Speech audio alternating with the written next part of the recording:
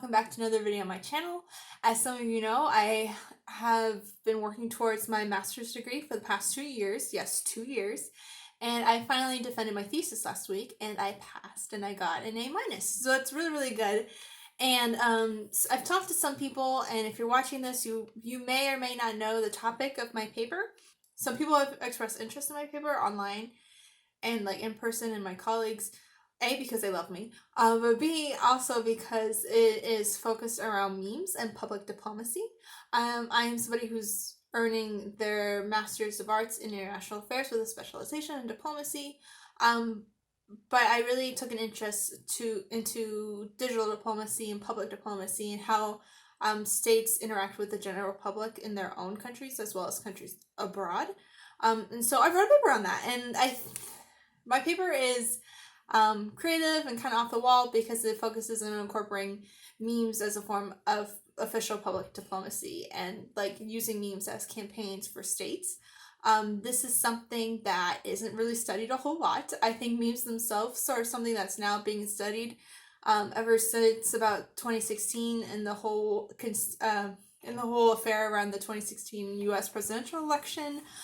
People have really expressed more interest in it from a security perspective, but this is the first that I know of paper of its kind that expresses the usage of memes in campaigning for governments. There might be something on it for specific agencies, but again, in my research, I wasn't unable to find any hardcore empirical evidence. Well, no, that's not true. I have resources with empirical evidence to show that this is something that states are experimenting with and trying to do, but it is relatively new.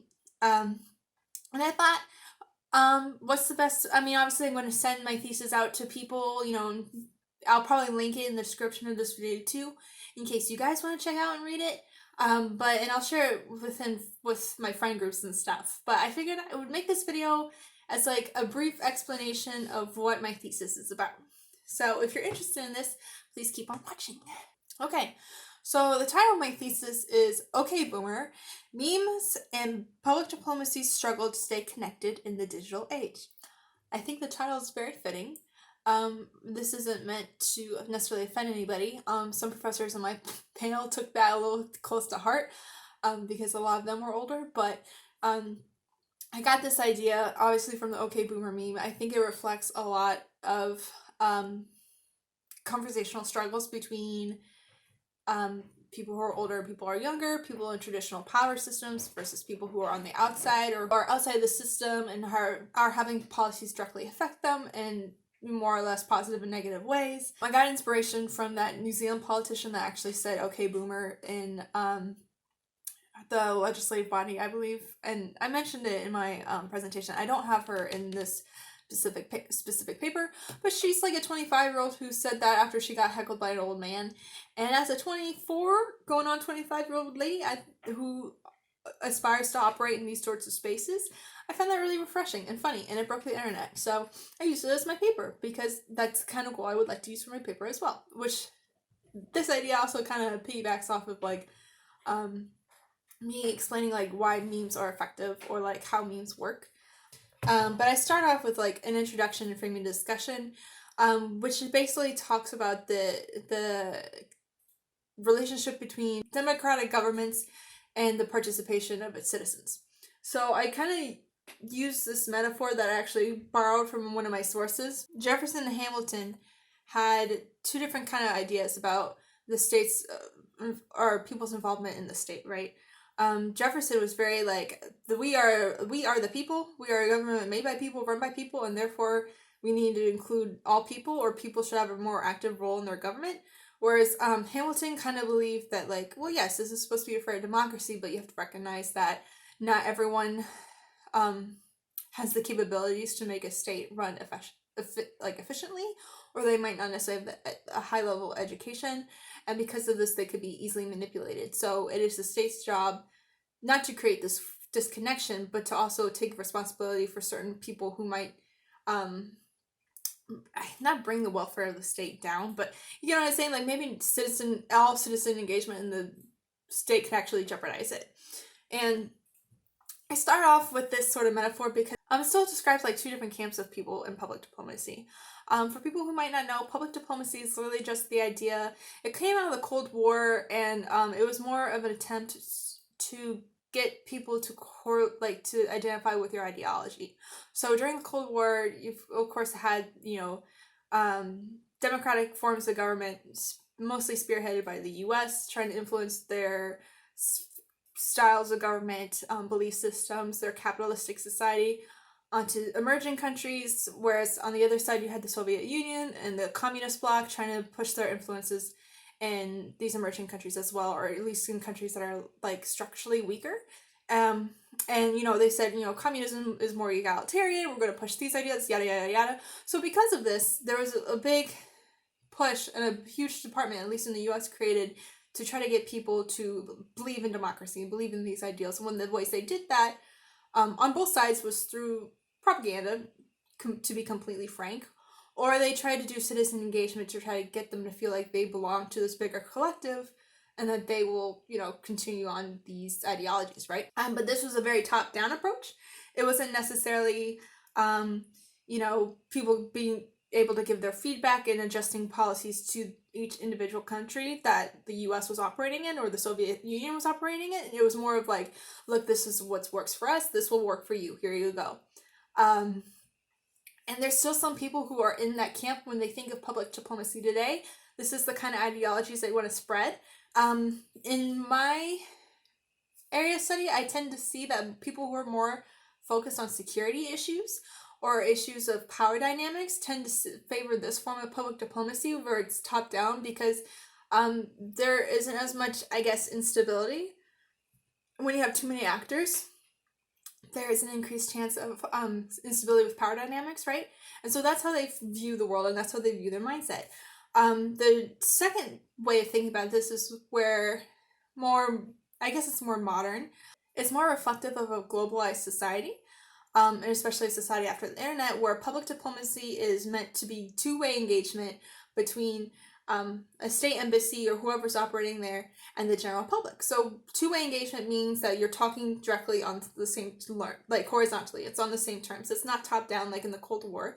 But say you are an embassy that wants to put on an event for the local community, right? You're going to make sure that it responds to not only your goals of like, okay, let's put on an event that, promotes this policy we're doing in this country, or promotes this US policy that could benefit these people, whether that be like, I don't know, something health related, I don't know. If you put on the party literally just pushing your own message to try to get people to do what you're saying without having this conversation with them, they're not going to show up, right? No one likes to be scolded. Nobody likes to be yelled at, especially in this day and age where they have more agency than ever, right? Embassies have gotten, a little bit smarter or a little bit wiser to try to engage.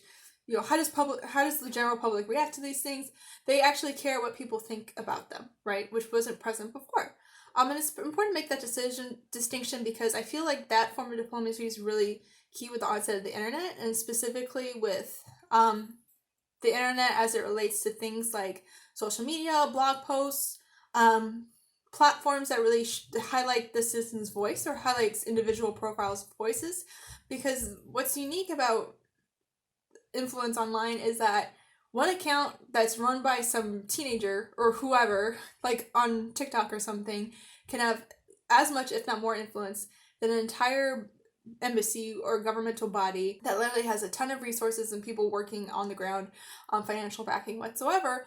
Online doesn't matter, right? I mean, it's not completely 100% correct to think of the internet as a completely free market space, but it does give people opportunity to be heard that aren't part of the traditional institutions, right? And I kind of go on, at least I have like a definition section, and I'm kind of going off of the order of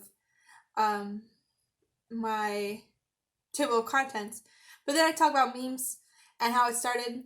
For people that might not know, memes was actually a biological term, or like a term that a biologist came up with to label the spread of certain pop culture phenomenons, right? So I think it was in 1967.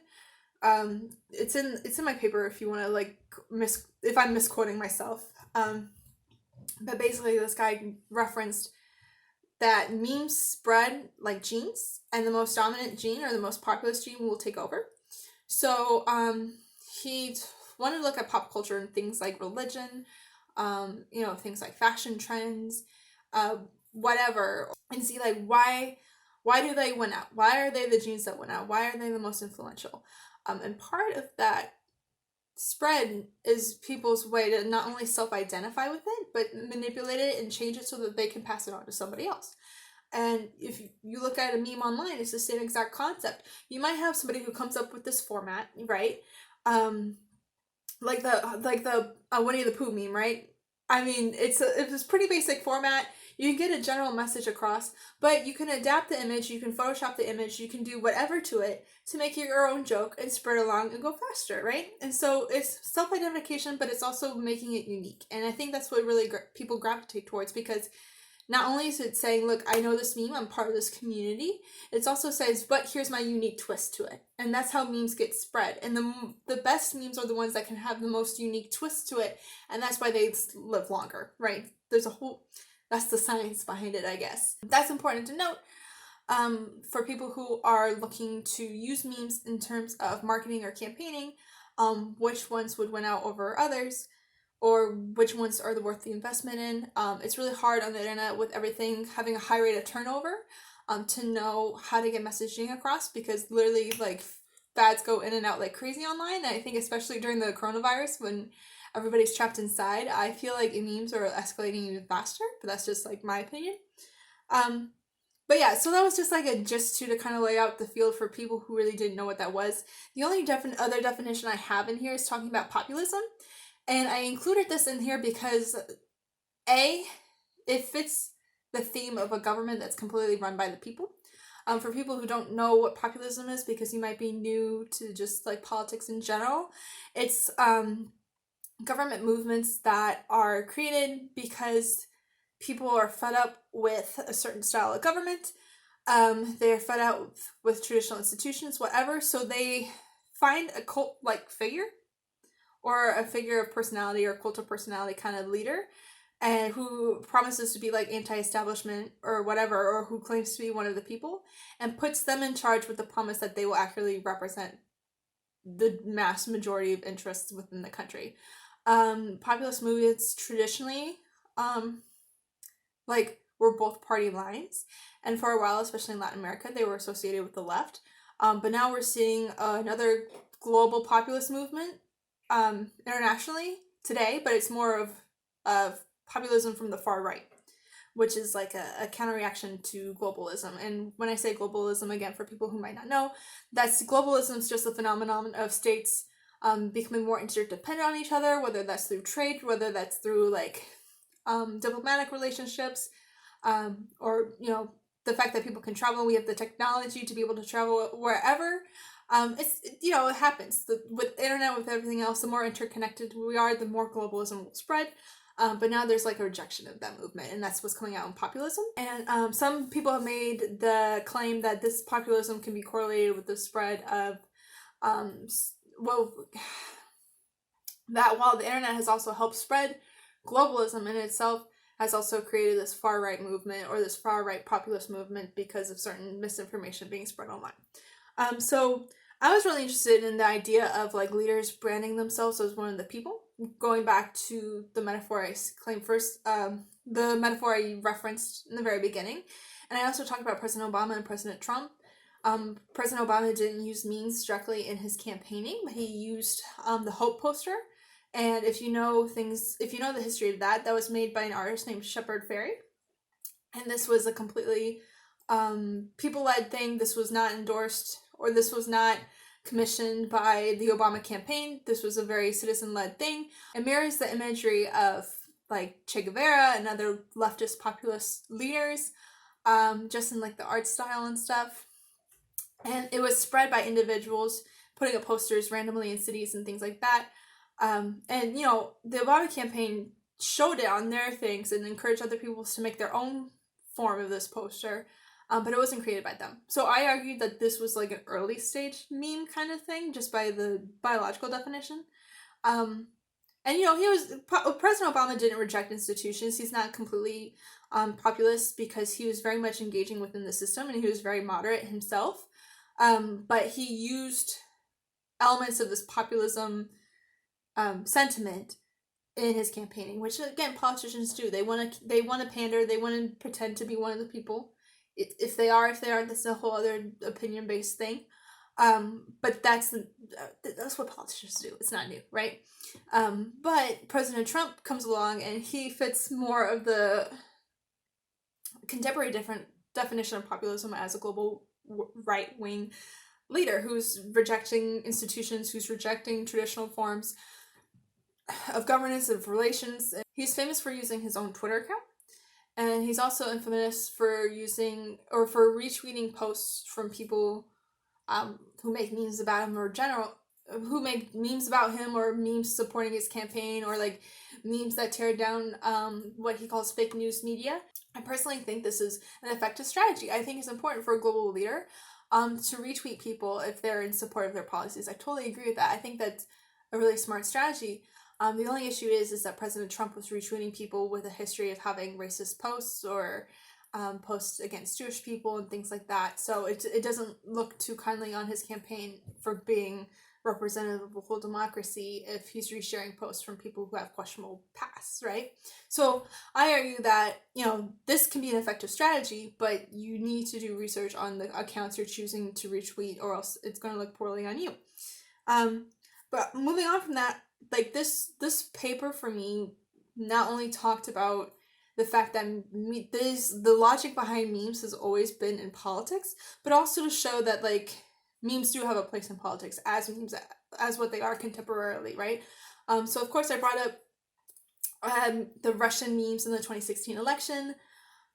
This is quite controversial for a lot of people, especially Americans, because it just is. I feel like this argument kind of splits along party lines, but in terms of empirical evidence I found, there is evidence of Russian troll farms, or Russian-backed agencies who were in the sole business to create divisive content or divisive memes and post them on Facebook and over all sorts of platforms as well. And they not only attacked, just one demographic of people, but they were meant to be divisive on both party lines. So they had memes that affiliate with the right and the left. I have some examples, and I'll be trying to throw up examples in this video from the paper to kind of show you guys what I mean by that. But like, for example, the Russian bots obviously had pro-Christian, pro-freedom type memes, but they also had memes directed towards specifically African American people, and highlighting the racial injustices that like still exist in the U.S. today. So yeah, just throwing that out there because I think that is the most well-known example of memes in IR that like at least most people know about, even people who aren't necessarily studying diplomacy. And I found it really interesting because I was like, okay, well, and Russia spends a ton of money on public diplomacy, a ton. And when I mean public diplomacy, it's like in methodology of engaging with foreign publics, whether that's for relationship building or divisive content. It really stands for both. But they spend millions and millions of dollars just on public diplomacy, as opposed to military things. In the same with China as well. They also are big spenders in public diplomacy, and the U.S. is not. And I argue that this is an archaic view. And one of the ways I argue this is because I want to look at, okay, well, what was the U.S. response to this? Like, obviously, this is a very contemporary issue. What kind of strategies did we come up with to respond to this? And it's really disappointing because the U.S. treated this as a traditional diplomatic insult, and instead of trying to engage with their own programming online, they literally just granted persona non grata to a bunch of U.S. ambassadors. Persona non grata means you're not welcome in this country anymore. You can no longer serve in this country. You're banned from this country. So they did that to a lot of Russian people they thought were spies. And they also imposed sanctions. Sanctions are like economic blocks from country to country. But yeah, those are traditional tools of diplomacy. Like, those have been going on forever, which I think is like, okay, yeah, you're punishing them, but this is almost like an afterthought. A lot of the research that went into this wasn't proactive, even though the Obama administration knew and had Obama himself had conversations with Putin warning him not to do something like this. There was no preventative action taken forth, mostly on the grounds that they did not want to stir the boat with Russia more, or they like underestimated the problem.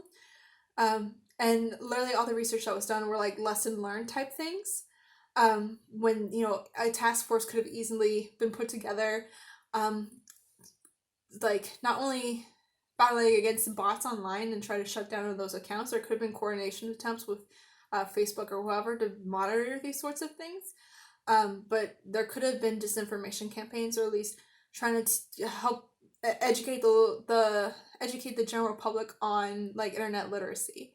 And when I mean internet literacy, I mean people who can look at information and figure out what's real and what's fake, because there's plenty of people who don't know how to do that, and I think that it contributed to a lot of divisiveness in 2016 in general, not just like the outcome of the election. So I talked about how governments use memes. I also wanted to talk about how people use memes as well, because I'm really interested in the relationship between people and governments. And I argued that memes act as a form of everyday rebellion. I actually took a course on people power, and it talks about the conditions under which citizens decide to revolt against a cause, or on behalf of a cause, or against governments in general. And it's a super interesting class. If you're interested in that, there's plenty of sociology on this subject. But there's differences between like full out rebellions, like where people are literally taking the streets with guns and demanding a new government regime, and little acts of rebellion. So maybe you're not in a position where you feel like you can revolt like that. You have a family to think about at home, or you are someone who works for the state and can't jeopardize that by giving out your political opinion, or whatever. People still engage in everyday acts of resistance, and some of this could be things like social exclusion, or like gossiping, or even like small things of self-mutilation, or like small protests like fasting, things like that. And so I argued that memes on the internet can be a form of everyday rebellion, in the fact that they are making jokes against the oppressor, in many cases, and it's something that's easily shareable. It's a lot of them are politicized, and it's a safe space for people to be able to express opinion, but not necessarily be held accountable for it. So that was my first idea about like memes, at least in a social democracy, a form of everyday rebellion. But even in oppressive regimes, they prove to be essential in like terms of more concrete forms of rebellion. So I talked about China specifically in this, and that there's specific examples I give to, and again they'll pop up here. But because of the way censorship works in China is that certain words can be banned. So a lot of times people, in order to get around those words, will put emoticons up there or imagery instead to kind of convey certain messaging, so it's not removed. But also they will share pictures. They will share imagery that's meant to be representative of certain words. The example I used was about the river crab, showing that like this is just a symbol saying, hey, my blog got taken down, it got harmonized, it got whatever. There's also a bunch of different examples. I talked about the blind man and the Me Too movement in China, of using words that sound like Me Too to try to get these women's messages out there, to make it more well-known, like not only domestically but globally, because these things can catch on, and meme campaigns can become international, which means international attention will be put onto the regime, and there will be some sort of shaming going on to try to change behaviors. So yeah, memes are super important for that. It's a great way to spread viral messaging in places where you can't speak freely. I also talked about like, just in terms of like demonstrating emotional connections to memes, and this idea of censorship, that even people were protesting Article 13 literally on the grounds that they wouldn't be able to, that they thought or they perceived that they wouldn't be able to share memes anymore, even though that technically wasn't true. They were afraid that this wording was too vague to make it so that memes could be banned under copyright infringement. And because of this, the European Union had to like completely rechange the law to make sure that these needs were addressed. So yeah, that's just a fun tidbit too. I wanted to see And this is where again, this paper kind of ties in a bunch of different like collected events to kind of just tell the story of the importance of memes, at least in citizen community, in this relationship between citizens and governments. I noticed that the governments were using memes to connect with people were using memes to connect with each other. People were protesting on behalf of their right to share memes. I was really wondering, okay, well, can people collectively gather because of a meme, or can people generate a protest because of a meme itself, not necessarily underlying, like, not a cause that was highlighted because of a meme, but a cause that was literally created from a meme. And lo and behold, God is great, and He sent me, or He sent all of us, the Area 51 meme that went on last summer. I don't know if you guys remember it, but basically, this was my instance of memes manifesting in real life. And a bunch of people online decided randomly that they were going to make a Facebook event about raiding Area 51, and there was like millions of people who said they were going to go, or RSVP that they were going to go on Facebook. And I was like, everyone was wondering, are people really going to show up? Are people going to do this? What the heck, are they going to get shot by U.S. soldiers? Like, what the heck's going to happen? And basically, people did show up.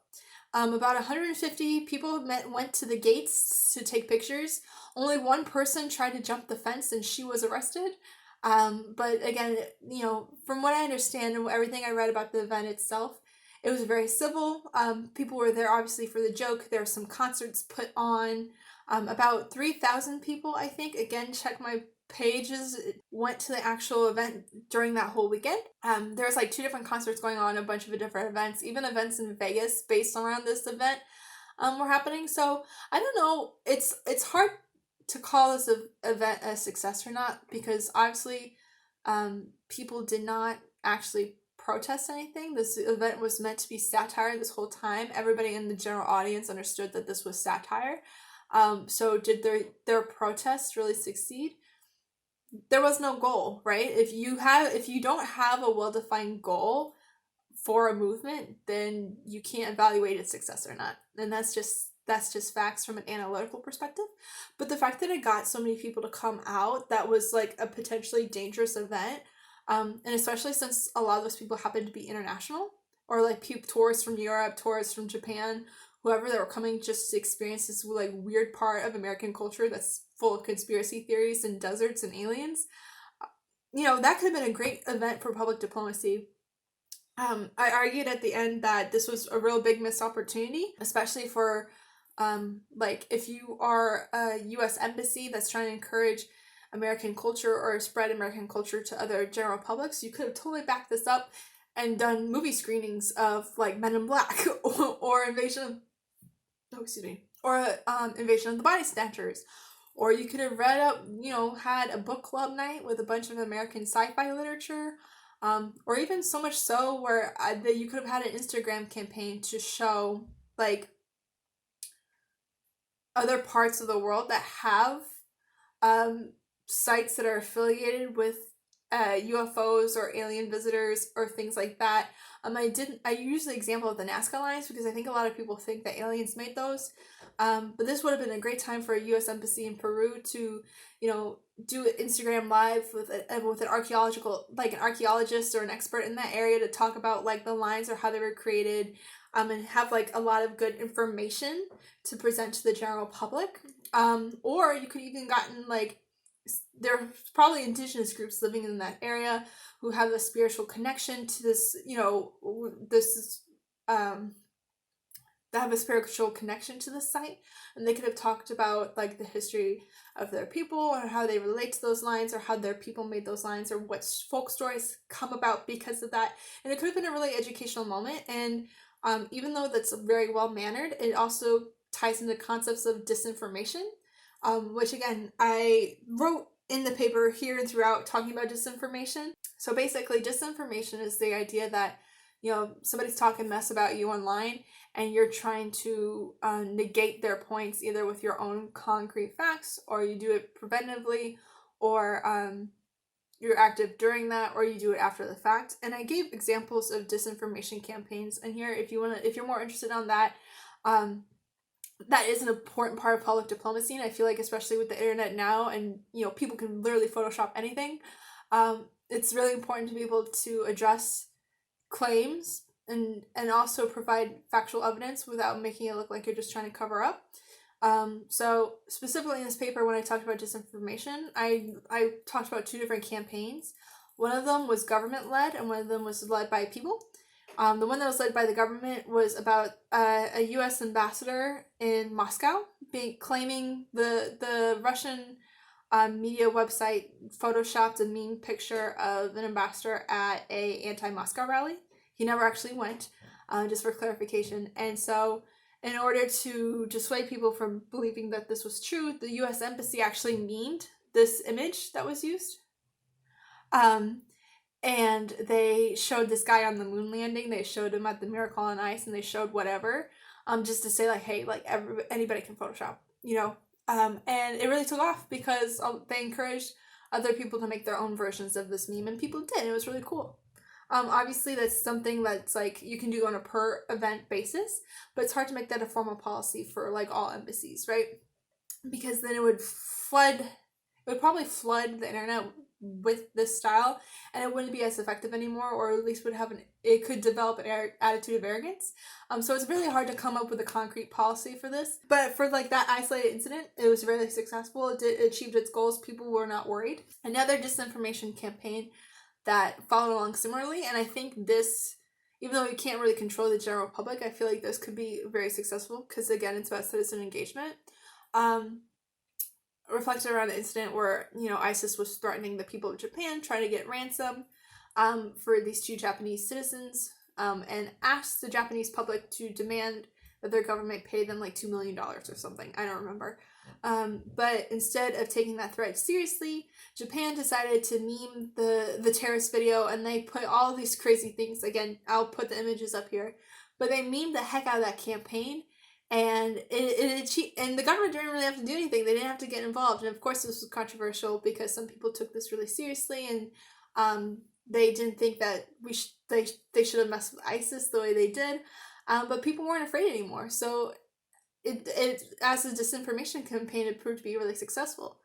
Unfortunately, those people did end up losing their lives because the ransom was not paid, which is unfortunate. But if your goal is to quell people's fears around an event, like is normally the goals with disinformation campaigns, then this was successful.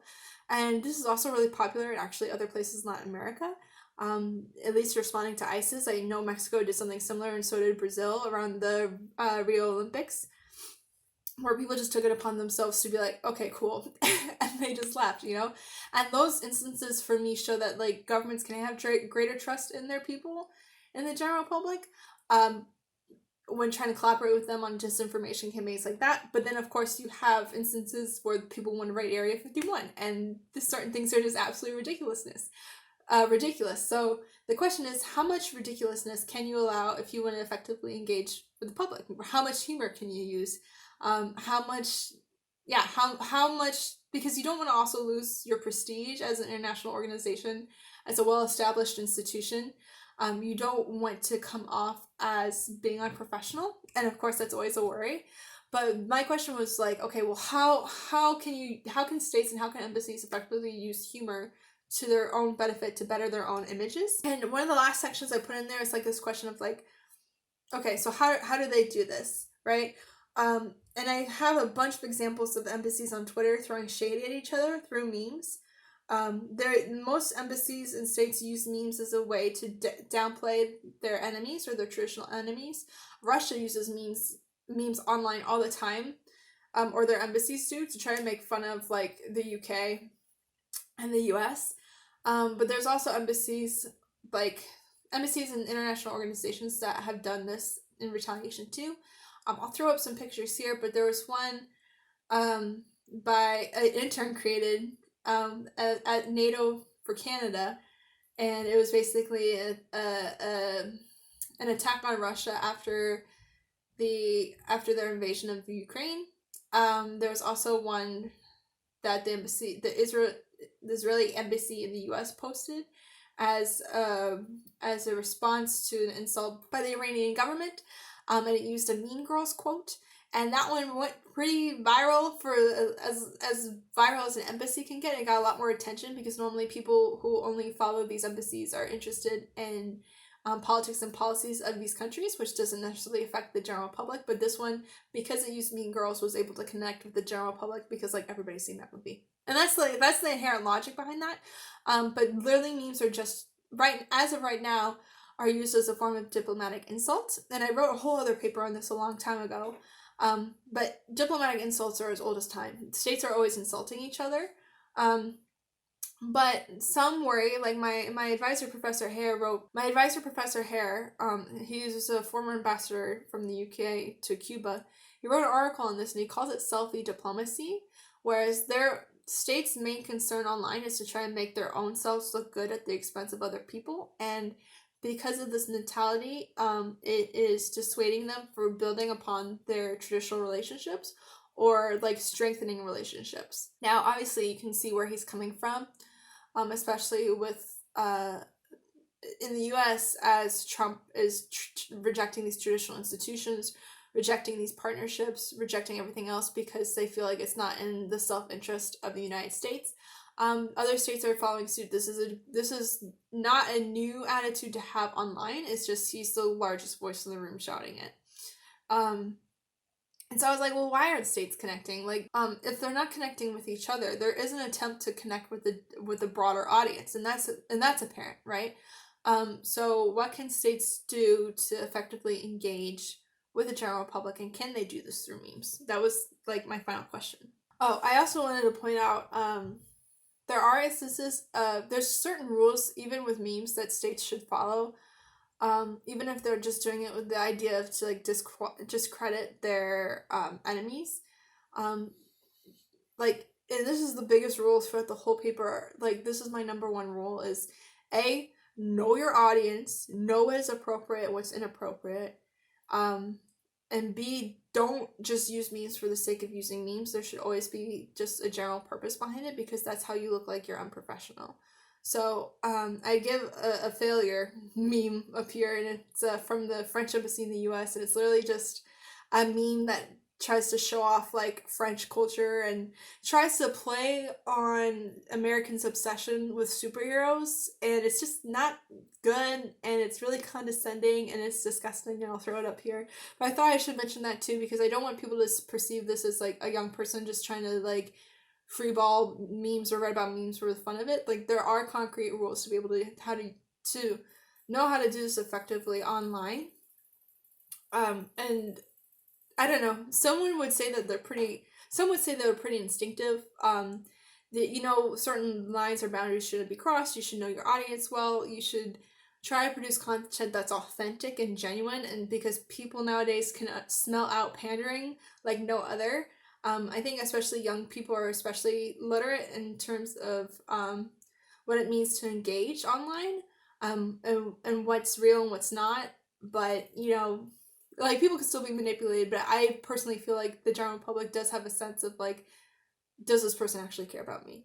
More so than people did in the past. But that's just me. So yeah, so my biggest question is like, how can states use memes to connect with their publics? And I kind of mentioned this already when I talked about the Area 51 meme and all those kind of campaigns they could have used to engage with people. But basically the rule I was like looking forward is just build events based off of the interests of the general public, right? Even if there's some underlying weirdness, like wanting to raid Area 51, there's some truth in that. There's these feelings of distrust, right? Of anti-establishment, conspiracy theorist drive that's there. That attitude is seen in populism. It's seen in memes just making fun of politics. It's seen in the fact that people don't want to vote for people who's a career politician anymore. It's seen in so many different aspects, right? And it's only manifesting through humor online. So if my kind of so what, or my thing is that you can't ignore people, right? If you're a democracy-led government, you cannot ignore people and ignore their claims, especially when their voices are being amplified on megaphones, metaphorically, when they're talking online, right? And when people do have influence over this new form of internet communications. because it's only going to look bad on you. And even countries, that have censorship rules, um, especially online, are condemned for that. They're condemned for voter repression. They're condemned for whatever. It might, the state might still function, but it goes against democratic ideals to do so. Um, and so you have to respond to the feedback. And private industries already know how to do this. Arby's is great because they always send me like a, I know data mining's a thing or whatever, but they always send me advertisements based on my favorite anime characters or based on animes I'm currently watching that they might know because of what I like on Facebook or whatever. But that's responding to user generated content and trying to make themselves more appealing, right? And I argue states need to take lessons from these private industries that know how to do this. So with the Area 51 thing, they could have easily had programming to engage people. Likewise, there's some governments that have Twitter accounts from their leaders who will directly respond to tweets that ask questions about like policies or whatever. Or especially in certain countries, they have like leaders that will live chat with you in bed, or they live chat with their children and put that public to try to like bolster their image as being more relatable. I think Israel does this thing where it's like the Israel retweeted me campaign, where if you or tweet something out that's using their hashtag and it's very and you post something that's really favorable for the Israeli government, they will retweet you on all their accounts that have, probably like 1 million followers or something, and that gives you more clout, that gives you more exposure. So you, as someone who might want to be more influential online, this is a good partnership because they need content and you need the exposure, and this is the sort of relationship you have. And we shouldn't pretend like this kind of partnership doesn't exist. Like even with Area 51, people went there just like a bunch of YouTubers went there to try to film the damn event because they wanted to get clout, and that was on my newsfeed, so I know that's true. Yeah, that relationship's true. People are just trying to chase clout too, and if they can use that with formal institutions that have a big social media following, why not? Although, is this an authentic relationship? Probably not. Personally, I would stick with being an embassy and engaging with the public based on their interests as opposed to just trying to use them for clout and using them for positive messaging. It seems kind of like malicious, but people do that. It's a business thing. Like it's not it's not personal, but I'm someone who thrives on the personal, and so that's why I would see more of the like Instagram posts with the archaeologists and the indigenous groups surrounding the Nazca lines as a more successful campaign for myself. But yeah, that's my paper. This paper is just a master's thesis. It's about 70 pages. If I was getting my doctorate, I think this could be expanded upon way, way, way more. My advisors, my panel suggested that this was really fun because it showed off a lot of my personality, and it does, like, but it's contemporary, it's new, and this is something that could be expanded upon if I really, really wanted to. And I think this is timely. I think this is something that not just embassies, but even private companies would probably read up on soon. I met someone who worked in, was it the French embassy in DC? But she was a younger woman. She was maybe 6 years older than me, and they literally put her in charge of all the social media accounts, even though just because she's the youngest person who works there. And that's not even her specialty or anything. I think she was an economist or something. But they put her there because she's the youngest, and it's like, I think people need to reorient themselves and understand the importance of communication technologies, but also communication technologies like the internet that isn't inherently good. It's not inherently evil either. It's a neutral place, so it literally becomes what you make it, and you have to have an active role in that, because if not, things could happen to you. But yeah, so let me know your thoughts on this. I'm excited to hear, and if you made it this far, thanks for hearing me out. I know this is only what I've been thinking about for like 2 years, so it's really important to me, but sometimes it's good to just like get out of your own headspace and like listen to what other people think. And like I said, I'm gonna leave the paper down below, and I'll be sending it out to certain people who asked for it. But if let me know what you think. I know memes are literally like the lifeblood for people right now, especially now that everyone's trapped inside and quarantined and the only way to communicate is online. I think this is just personally going to be more important than ever to see that memes are not only a coping mechanism for natural disasters or catastrophes or quarantines and pandemics and things like that, but they do have the potential for social change. It's just hard to see that, and it's hard to predict that right now. Um, but yeah, if you enjoyed this video, please let me know. I'm so excited because my last video got like a couple thousand views, which is way better than any other video on this channel. And I'm really hoping I didn't peak with that video. If you haven't seen it, it's the one where I shaved my head. So I'm sure it'll pop up on your recommendations if you watch this video. But thank you so much for watching. If you like this video, please feel free to engage, like, comment, share, subscribe. That would be great. I'd love to have you here. Normally this is like a Pokemon beauty channel, but I am also an educated woman. I will be earning my second degree, my first advanced degree here in a month, and I wanted to share my work with you because it's, again, this is a channel that's filled with personal things for me, and I want to put out more personal content for you. But until next time, thanks. Bye bye.